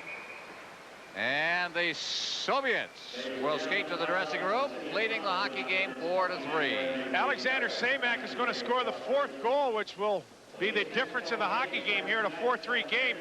Again, he does not so much beats Richardson. He has a little trouble, Richardson, getting his feet in position. But really, the Leafs are not in any great danger here. He's got him wide, and Mark LaForest just misses the puck. But that is the 4th Soviet goal, a 4-3 hockey game at the end of 2. So the score at the end of second period of play here at Maple Leaf Gardens. Dinamo Moscow 4, Toronto Maple Leafs 3. The hockey game here at Toronto Maple Leaf Gardens, 3-2 at the end of one period. The Soviets leading, and the teams exchanged goals in the second period, so now it's 4-3. Olczyk from Osborne and Ramage at 6:43, and then Semak from Lomakin and Mikulchuk at 14:28. Shots on goal, 2-1 favor Dinamo, 24-12, 14-8 in that second period. Well, Ed Olczyk got the Leafs back here at 3-3. 42 goal scorer, and he and Lehman were two guys at the start of this season, created a little bit of controversy at their influence or lack thereof in the locker room. Gary Lehman, it looks like he's sporting some Norris Division marks from that fiasco in Chicago, or at the Garden against Chicago about a week ago. But in the meantime, two very skilled players, and two players that have to be viewed as leaders in the locker room and not a disruptive factor. I think the thought with Olchuk was, well, he had to play in both ends of the ice, but this was a fellow that was even in the plus-minus. Last year, he's plus 10 this year. And last year, the club was a collective minus 85. So it seems to me Eddie Olchuk can play in his old end of the ice, and the Leafs have some good young talent. They've had a lot of very high draft picks in the recent years, and they're beginning to show. There's a good chance right at the side of the net on a backhand shot by Lehman. The thing that people tell me is, who see Lehman a lot, is his immense skills that he has, and there's a chance. That's Dave Hannon, who's one of the injured Leafs, crutch and all, crutches and all. It came from Pittsburgh in the waiver draft, and there's a thought around Pittsburgh that they lost he and Cunnyworth, two players that can really wheel, and it took a lot of their speed away from them. Like when Klima goes to Edmonton, Detroit loses that speed. Same thing with Hannon. There's Olchek just hoisting it wide of the net on a pass in from the blue line, and Ramage. Ramage gets it to center ice and clears it back in again. Back to get it are the Soviets. Olchek who cleared it out along the boards. There's that lead pass for Dorofeyev. He took a shot wide of the net. Osborne up against the boards, cleared to Ramage. Ramage couldn't hold that puck, but Trenko moves in. His shot's blocked at the blue line, and out come the Leafs once again with Luke Richardson leading the way. Richardson shooting it in. Olchek digging in after it. Cleared around the boards. Richardson to Olchek. Olchek in front of the net. Osborne couldn't knock that down. Petrenko flipping it into the Leafs zone. Iafrate, he's got it. 20 feet inside the blue line. Richardson couldn't reach that pass. Here's a chance shot wide of the net by Bolshakov. Fergus along the boards, and the Soviets again control. There's a quick shot wide of the net, and Iafrate picks it up. Iafrate ahead. Gets it again. Iafrate with a good move in the center zone. Now gets it to Fergus. Fergus ahead for Iafrate. He scores! Iafrate just got the tip of his stick on that one and redirected it. And Andre Carpin had it go between his legs. You're going to see an awful lot of instances why people around the league feel that this guy could be a factor. He makes a nice move for a big man in the neutral zone and heads to the net. And Fergus feathers a pass, and that big old reach tucks the puck underneath the Soviet goaltender. But here, Fergus feathers a nice pass. But again, a small guy doesn't make that play, because Iafrate using those big old arms and legs to get it out there and just tucks it underneath Carpin, and it's a 4-4 hockey game, and we've got a game here in the third period. Had a game all night. From Tom Fergus bad. And Gary Lee. Puck is cleared in. Here's Carpin just leaving it behind the net. Franciscetti jamming in there, and out they come once again. Unable to stop it. Here's a chance. It's Pearson who's been a factor in this game. Gets it behind the net for Franciscetti. Out in front. Puck was steered away by goaltender Carpin. Out come the Soviets with Lomakin. Lomakin getting a return pass from Tatarinov. The Leafs with Fergus. Fergus trying to backhand a pass, and he's checked from behind by Semak. Now it's Franciscetti who will try. He's stopped. Lomakin. Lomakin with that lead pass ahead for Kovalev. Kovalev behind the net. One-handing it in front. Checked all the way. Never got really much he could do except one-handed. Out they come again with Fergus. Fergus down over the line. Pass goes to the goal mouth area. Marwa was there. So was Pearson, but also goaltender Carpin, and he held on for the face-off. We couldn't call ourselves experts if we didn't have Fisher Pro-Tech skis.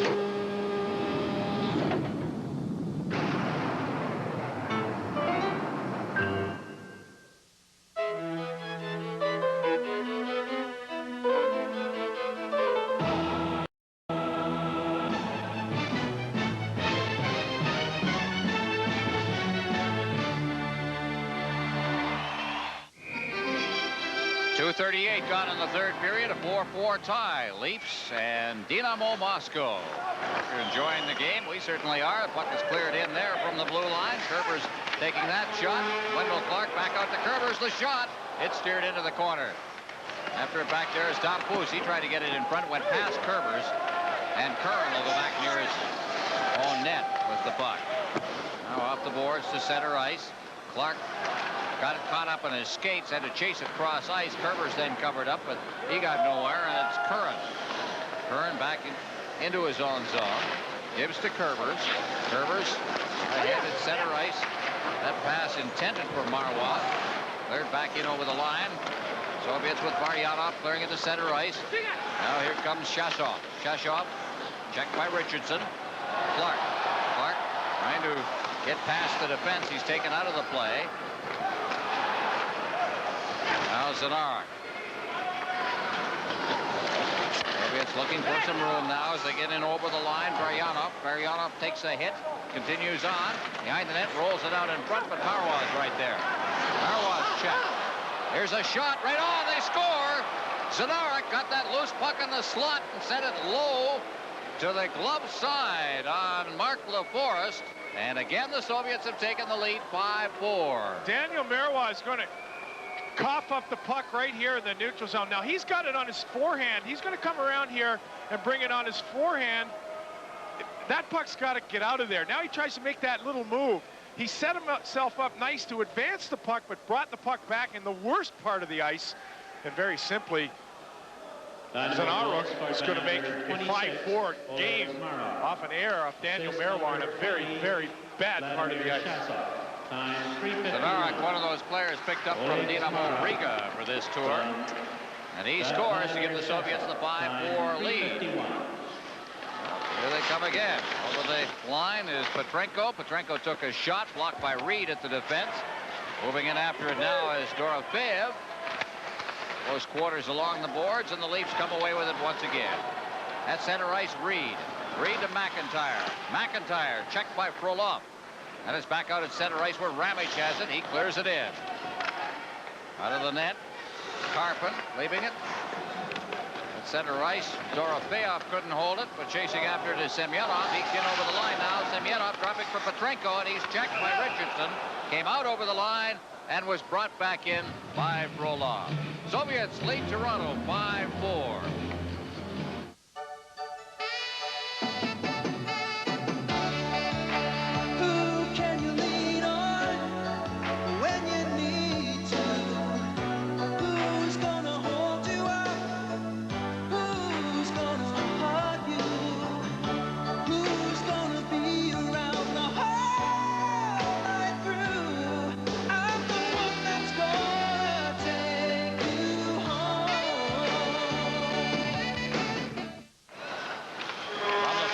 Bringing it in over the line is Yashin. Yashin dropped it into the slot, but Todd Gill was right there. He leaves it off. Iafrate around the net. He's got that speed, and he moves it through center ice. Iafrate over to the far side. Hold check back to Iafrate. He shot it wide. Great skating on the play. It was set up by the speed of Iafrate as he came through the neutral zone. Todd Gill goes back to get it. It's called on the icing. Iafrate. Another great individual effort by Al Iafrate, using good speed. He's going to go coast to coast, as they say, using speed, strength, length of body, size, and continue on. And we suggested at the top that he's been encouraged to pick his spots. Back, he's going to get up, and he just creates the whole play, Al Iafrate. But again, he shows no hesitancy to continue up in an offensive vein. And the point is, he can do it. He has all the tools to do it. He's big, he skates well, he's got a good sense when he gets the puck. And it's just a matter of picking the spot. Lehman was the one who had that chance after Iafrate had thrown it out into the slot after falling past the goal post. There's a quick shot taken from the blue line. Gerbers took that and held for another face-off. Well, the Leafs are living up to their reputation by suggesting that no one leave their seat or the television, because they continue to get opportunities here, and it has been their game to control what happens. Their mistakes, very obvious mistakes, have given the Soviets goals. The Soviets are almost like those volleyers in tennis. They just get the ball over, get the ball over, get the ball over, hopes the guy makes a mistake. That Carpenter always looks like he's got a pain somewhere. Last night he was looking very pained for 2 periods. I almost saw a smile on the overtime. Coaches just don't naturally smile, that's all. Here's Osborne starting out. Lomakin steals it from him. Lomakin goes in, takes a shot. It's off the glove of LaForest, up against the boards. Osborne can't get out with it. Soviets keeping the pressure on as Kovalev goes behind the net. Kovalev out for Semak. Semak trying to get set, gives to Kovalev, then to Lomakin. Lomakin being checked very closely by Brian Curran, still inside the zone. They clear it to the side of the net. And finally, the Leafs will get a little bit of room as Osborne eases it out to Lehman. Lehman to the line. Lehman trying to get around the defense, lost possession as he tried to go outside and send the puck inside, and the Soviets again clear it down the ice. Ramage will go back for it. Also Richardson, and it's Richardson who picks it up, and it's called on the icing. Dinamo Moscow 5, Toronto Maple Leafs 4.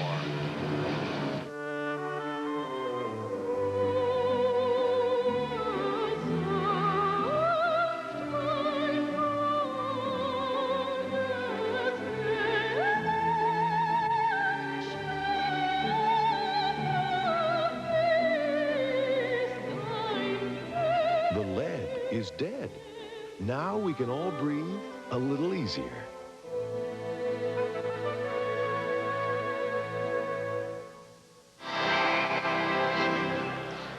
Burgess out there, centering a line with Pearson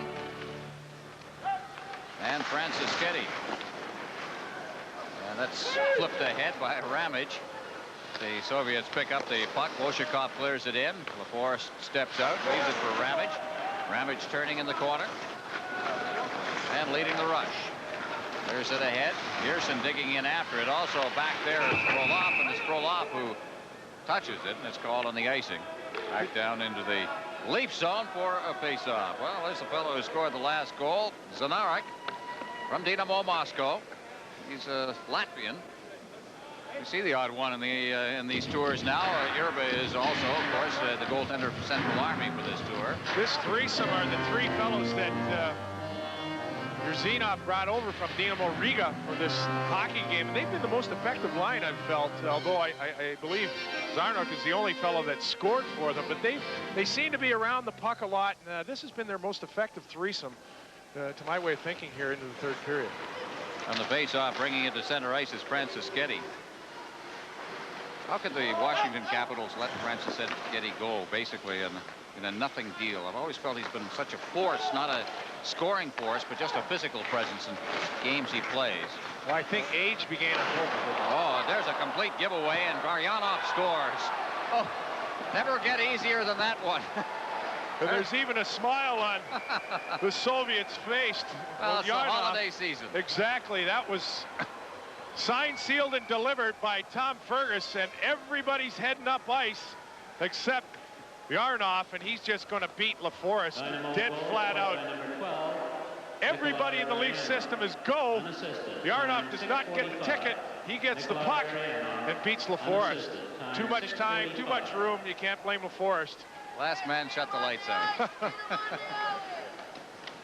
6-4. Soviets are leading. Clark trying to get that lead pass from Iafredi. That's intercepted. Now Gill will try. Gill bringing it through the neutral zone. Backhands it in. Here's Tatarinov. Well, the Leafs will be the Leafs, won't they? Iafredi. Marois. Now that's Petrenko who clears it out, and Gill will go back to it. This place has gotten very silent all of a sudden. But the Leafs will also be the Leafs and score 3 quick goals and be in the lead. It's the way Boston Bruins found things last night. Semyonov dropping it off. Here now is a chance for Petrenko. There's it in. He scores on a quick two-way play with Petrenko sitting at the side of the net. And suddenly the Soviets again have exploded for a couple of quick ones, and they've taken a 7-4 lead. Well, again, it's just a lack of concentration or work in their own end. Like Iafredi just kind of goes down. Gill, you get the sense when he comes into the play late, he's just kind of getting there because he's supposed to get there. It's not like he wants to get there to create anything, but just 28 comes down off of Todd Gill letting him go. And Petrenko is going to get the goal, but again, It's interesting, when we saw Terry Crisp and the Flames, he suggested that, boy, they just make that one mistake, the Flames. This Leaf team would drive Terry Crisp crazy. Here's McIntyre, brought right back out again by Antipov. Leading the rush. It's dropped on. Yashin's shot is right on. And here comes Kordic. Kordic at center ice. To Reed. Reed over the line. Reed shooting it. It's blocked there by Mikulczyk. Kordic unable to reach that puck, and it's out at center ice. Curran will go back for it. He's being forechecked by Sergei Yashin. Cleared past Reed, down into the Soviet zone. Mikulczyk ahead to the line, no further. Richardson intercepted that. That is Ramage going back for it. Ramage along the boards. Osborne stopped in the center ice zone by Semak. Semak hit the line and hit a wall at the same time. And Lehman gives to Ramage. Ramage to Osborne to Lehman. Lehman getting it caught in his skates, and as he did so, he put himself offside. Looked like he had a free track to the line at that point. 7-4, Soviets lead. Presenting the 1990 Eagle line of cars. The new Talon. The new Summit. The 1990 Premiere. 1990 Eagle. The way they're put together sets them apart. At your Jeep and Eagle dealer.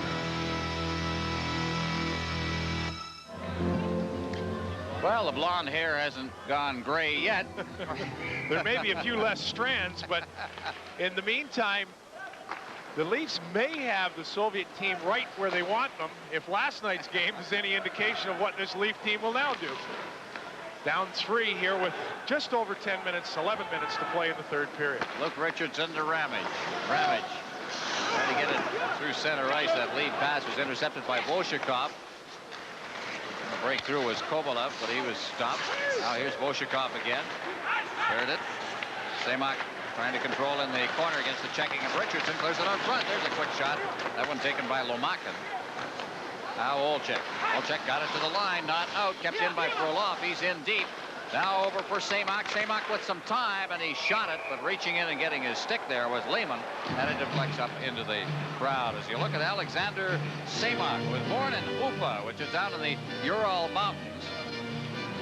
Used to get a lot of penalties in the Soviet League, and they were slow to bring him to the national team, but he has been a part of that team now for a while. He played in the Canada Cup, all 7 games last Canada Cup.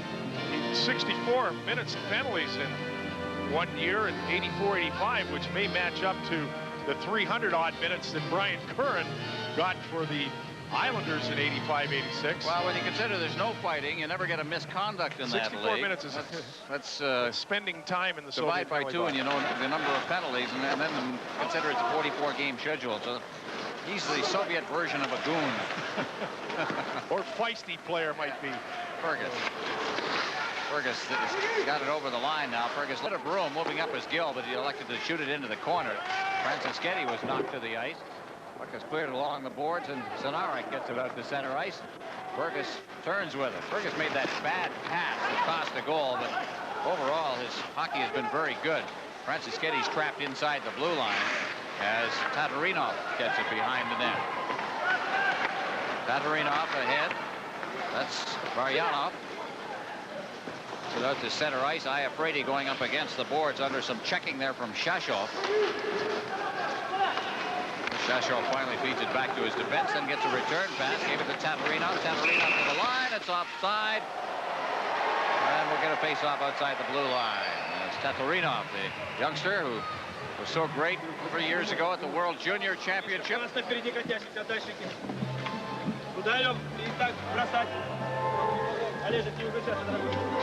It's interesting now in this 7th Soviet goal. Watch Luke Richardson here, who is the defenseman, believe it or not, heading straight up the ice, looking for a pass that's coming off of Fergus's backhand through the neutral zone. Luke Richardson, you talk about a team game and how it breaks down. It's instances like that where he just has to think that that's a forward that's coming across ice on his backhand. I shouldn't be heading through the middle of the ice looking for the pass. Don't like to see the forward as the last man back.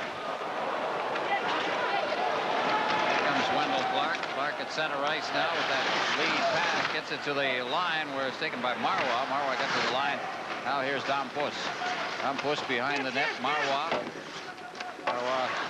having some trouble against the checking. Dom Puss is in there as well. Clark up against the boards now. Clark with Curvers pinched in. Clark banned on it, rolled to the side of the net. And here comes a rather brave Andre Karpin out of his net, and he just one-handed it out to his defensive mate, Mikulchuk. The Soviets have it over the line. There is Dorofeyev, but he couldn't control it. And a Dom Puss again. Dom Puss with Clark. Over the line. Dom Puss looking to get to Clark, who is in front of the net, but the puck just didn't slide through. Now Clark to Dom Puss. His shot is wide. Tracking it down along the boards is Petrenko, and he shoots it down the ice into the Leaf zone. Back to get it Ramage. With the Leafs making changes, Ramage will head straight up ice. Ramage past Richardson. And it's Reed who picks it up out there, then gives it over the line. Only to have it cleared back out again. Ramage golfing it in. Bolshakov. Knocked down by Richardson in the center zone. McIntyre can't reach that as Frolov deflected it up into the crowd. 7:53 left in regulation time. Soviets lead 7-4. Are you sure this is gonna work, Grandpa? Trust me, kiddo. And now, silver shovel. Thank you. Grandma's fruitcake. Grandpa's magic pine cone. In 2 weeks, we should see something. Is it time, Grandpa? It's time. Can't be the real thing. From the face-off, the puck down into the Soviet zone. Trying to get set is Kordic. His shot is wide of the net, and out to hold the puck is Karpin. We'll get another face-off this time and deep inside the Soviet zone. We mentioned Karpin being kind of a, well, maybe they call him Suitcase Karpin in the Soviet Union. He's moved around quite a bit with the Soviet wings, Voskresensk for 2 years. Started with Dinamo Moscow and is back with them now. The Soviet version of Gary Smith. Yeah. Suitcase Gary Smith, an old goaltender that played the National League for a number of teams. He has not had a whole lot of work. 16 shots is all that he's faced this evening.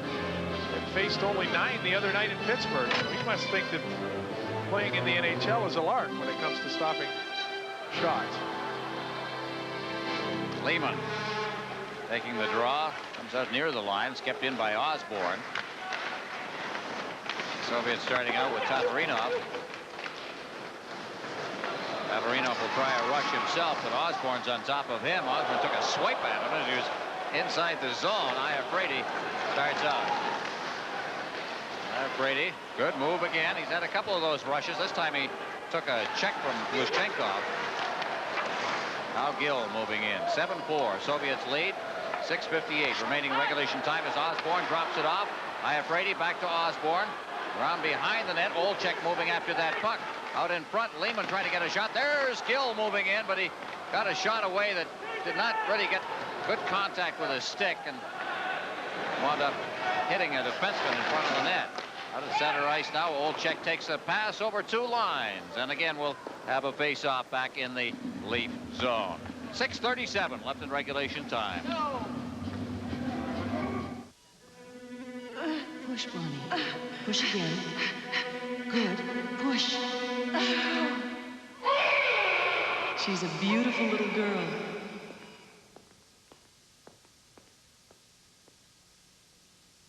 And now real life begins with the life of another human being in your hands. At Sun Life, we have the expertise and the experience to help you with a personal financial plan. We're the agents of Sun Life. From the face-off, Curran golfing it into the Soviet zone. That's Shashov back there, number 20, intercepted. Great chance there for the Leafs, and Kerber's moving in at speed. Here's another chance, and a shot that's just wide on a blast from Fergus. Out at center ice once again. It's Zanarov. Back in his own zone, Brian Curran. Curran for Kerbers. Flicks it on the far boards. Ahead for Pearson. Pearson with Fergus. Down to the line, trying to get around that defense. They played him very well. Uden did. Fergus takes a hit behind the net as the puck is cleared by Varyanov out near the point, and then out to center ice as Curran gets the pass from Kerbers. Kerbers again. Kerbers tried to get the pass through, and Varyanov intercepted that, and they'll go back behind the Leaf net. Curran getting it from LaForest, the goaltender. Curran ahead for Fergus. Fergus moving puck to Francischetti. Francischetti unable to get a shot away and rolled harmlessly to the goaltender. And we get some pushing and shoving going on behind the net. Francischetti a little upset at Petrenko apparently back there.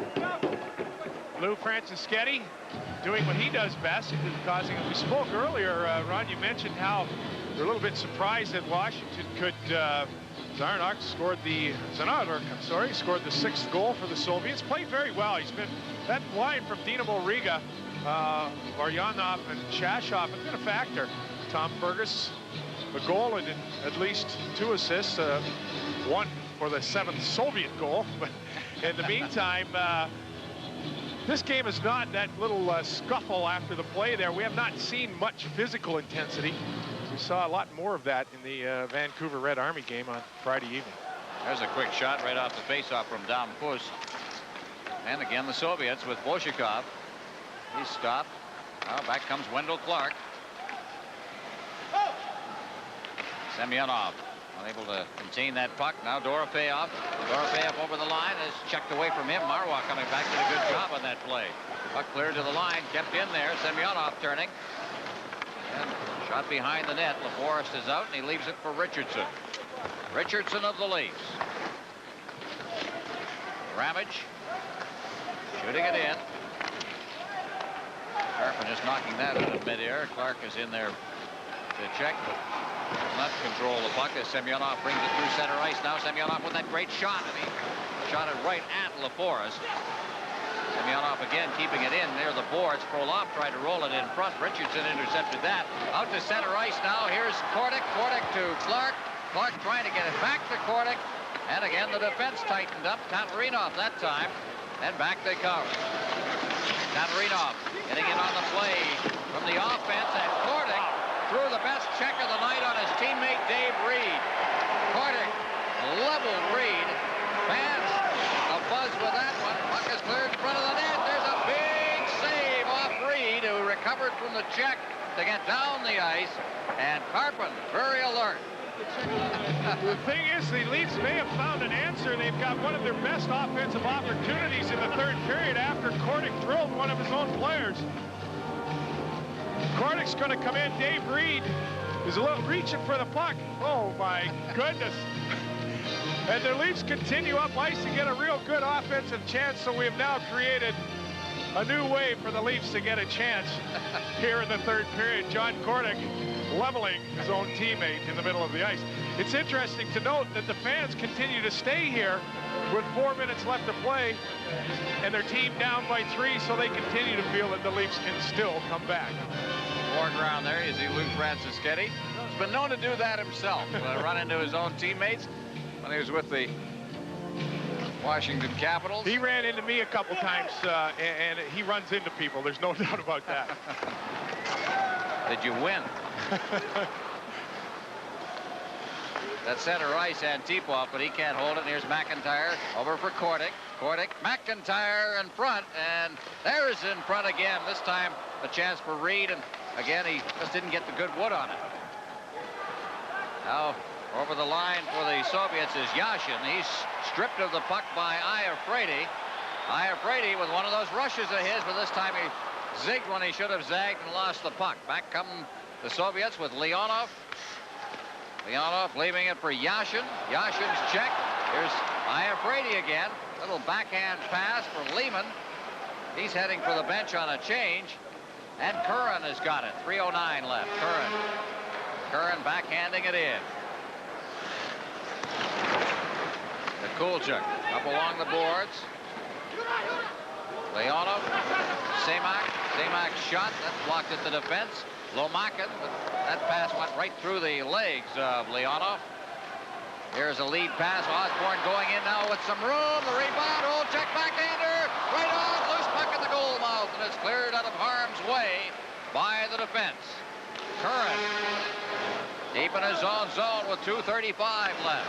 7-4, Soviets lead. Curran to Lehman. Lehman ahead for Osborne. Olczyk offside on the far side. Well, some good scoring chances. The Leafs know how to apply the pressure, but they haven't been able to beat Carpenter, who I didn't think looked that strong in the early going of this hockey game, but has come on a bit. Well, the play starts. Tom Kervers makes a good long ice pass and hits Osborne. Osborne goes to the net, and Olczyk gets a chance as Doug Carpenter figuring. The thing that's interesting, if the Leafs approach this game as like a practice game and something, you would think that he would like to see signs that they're working on things that they need to work on in their own end of the ice. We haven't seen that. So then, obviously, they haven't approached it like a practice, or I would like to see their practices to see what they do work on, because they just don't. Tonight, I haven't seen enough evidence that they're really concentrating on their own end of the ice to get going in the Norris Division after this game. Ramage ahead for Fergus. Fergus in front, Francischetti couldn't hold that puck, and the whistle goes. And there's going to be a penalty called here with 2:24 left in regulation time.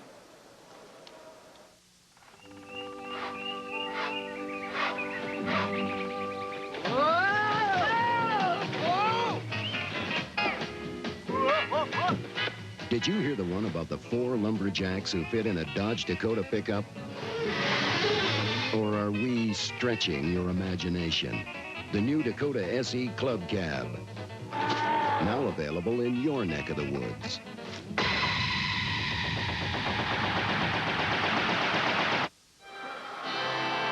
.214 left in regulation time. Faceoff will be outside the blue line. No penalty was called on that play, by the way, so it'll be Fergus facing off against Semak. There was an offside on the play. Richardson takes a shot, steered in up against the glass, and we'll get a faceoff. Puck directed just over the glass, as opposed to Carpenter. Looks like he handles the puck a little bit better as we take a look at John Ziegler. Interesting that he suggested where we were heading with international hockey with parallel leagues, but I'm just not quite sure what was going to happen then, whether he was suggesting then that maybe we will have a champion from the NHL and a champion from the Soviet League playing for some sort of championship of the world, but we didn't quite get him to the point of where we go after we establish a parallel league. He may not know himself. This is an area of rather deep water, I think. Starting out of his own zone is Shashov. Shashov tried to get the pass away, but it was intercepted by Ramage. He sends it back down into the Soviet zone, and now it's cleared all the way back down the ice again. Rolling down to LaForest, who sends it up for Ramage. Ramage at center ice to Fergus. Fergus was checked and is back inside the line again. Richardson chopping it along the boards. Stopped on the play. Now the Soviets again with some pressure. Zanark taking a shot. Behind the net, Francischetti. Center ice again. 1:24 left in regulation time here. I'd say left in the game. Zanark bouncing that pass through. Tatarinov pinching in. Put it to the side of the net. Soviets keeping control now deep in the Toronto zone. Fergus now finally gets a little bit of skating room. Gets it out to center ice, only to be double teamed out there. Tatarinov spins. Gets it in over the line, but Fergus is there again with less than a minute remaining. Fergus has lost his stick. It's broken. Pearson can't get out of the zone. There's a shot. Back now it comes for Shashov. Shashov behind the net. Tried to shoot it in. There's another shot. It rode up and into the net, but the whistle had gone. It had rode up on the chest protector of LaForest. The referee had lost sight of it, blew the whistle. The puck dribbled in over the line, so there's no goal on the play. Again, as we take a look at Petrenko, 21-year-old Soviet player, third year with Dinámo Moscow. Meantime, sloppy play here late in the game. I think the Leafs are just content to get this one over with and go on to whatever New Year's celebration they've got planned. The Soviets, I believe they head to Buffalo from here, this particular team. Well, the Leafs in the middle of a very busy part of their schedule.